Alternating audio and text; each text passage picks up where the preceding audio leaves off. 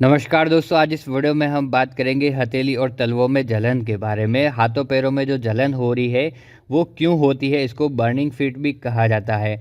तो हथेली और तलवों में जो जलन हो रही है उसके पीछे क्या कारण है, उसके कारण के बारे में हम जानेंगे और इसके इलाज में कौन कौन सी दवाइयाँ देते हैं उन दवाइयों के बारे में हम जानेंगे। तो संपूर्ण जानकारी आपको इस वीडियो में मिलने वाली है, इसलिए वीडियो को बिना स्किप के पूरा देखिएगा, बहुत अच्छी जानकारी मिलने वाली है। और चैनल पर आप नए हो तो प्लीज़ चैनल को सब्सक्राइब करके रखिएगा, ऐसे ही नई नई वीडियोस आपको देखने को मिलती रहेगी। चलिए बात करते हैं बर्निंग फीट या हाथों पैरों में जो जलन हो रही है उसके इलाज के बारे में और कारण के बारे में। सबसे पहले हम जानते हैं इसके कारण क्या है। हाथों पैरों में जो जलन हो रही है वो कोई बीमारी नहीं है दोस्तों। इसके जो नॉर्मल कारण है, सामान्य कारण है, उसके बारे में हम जानेंगे। और अगर किसी बीमारी की वजह से ये हाथों पैरों में जलन होती है तो उसके बारे में भी हम जानेंगे। सबसे पहले हम जानते हैं जो सामान्य कारण है, जैसे कि अगर किसी व्यक्ति में हाथों पैरों में जो नसें होती है, जो नर्व होती है वो डैमेज हो जाती है तो उसकी वजह से भी जलन हो सकती है। और फॉलिक एसिड की अगर कमी होती है तो उसकी वजह से भी ऐसा हो सकता है। इसके अलावा विटामिन B12 की कमी की वजह से हो सकता है, या फिर कोई दवाई है जिसको ज़्यादा मात्रा में खा ली है तो उसकी ओवरडोज की वजह से भी हो सकता है।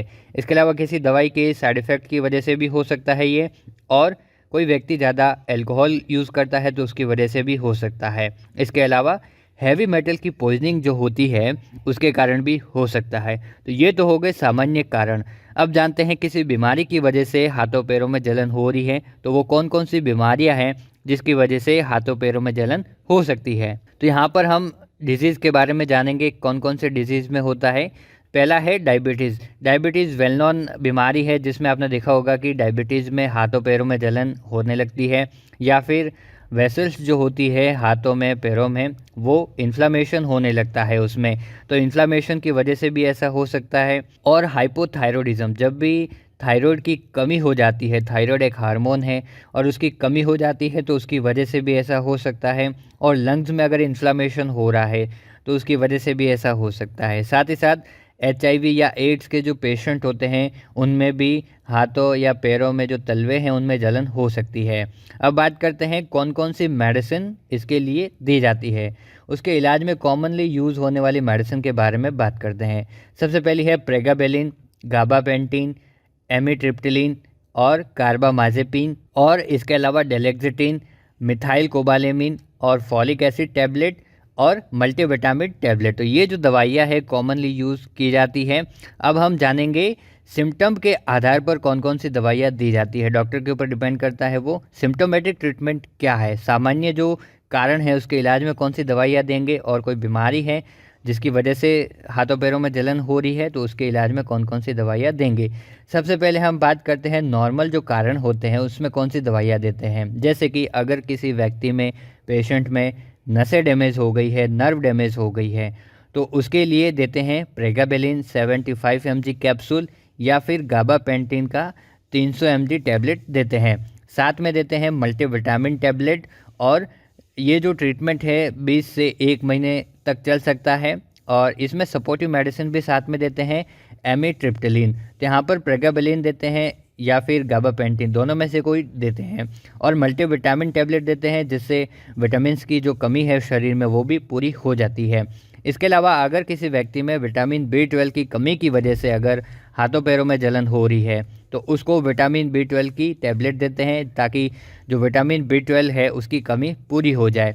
और साथ में प्रेगाबेलिन का कैप्सूल भी दिया जाता है, और ये जो ट्रीटमेंट है 1 महीने तक चल सकता है।